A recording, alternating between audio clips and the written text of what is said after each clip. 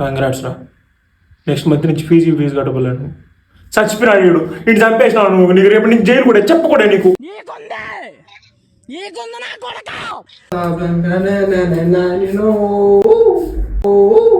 బాగా excitement feel అవుతుంది. నా 1000 రూపాయలుగా రిటర్న్ నుంచి వెళ్ళారా? రేపే నాకు బిర్యానీ తీపిస్తాను రా. అప్పుడే చంపేసినావు కదా.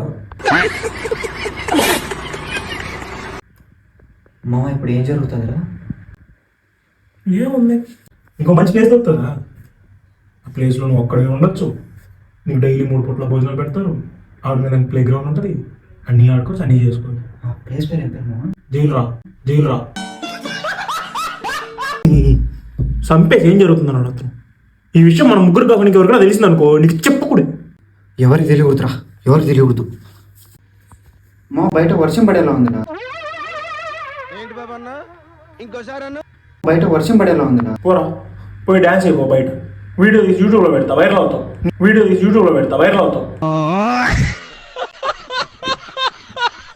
Oh my god! Oh shit! నాయనా ఫ్లాష్ మ్యాన్. ఓ మా బిర్యానీ. ఒరే నీకు బెట్టింగ్ డబ్బులు 20,000 ఇచ్చిన కదా, ఏడ పెట్టినావు? అదే తిరిగానా నద్దుతా గుర్తొచ్చింది. ఇన్కేజ్ అరే 20,000 ఏడ పెట్టినావు? రే డబ్బులు ఆడిందిరా. డబ్బులు రా.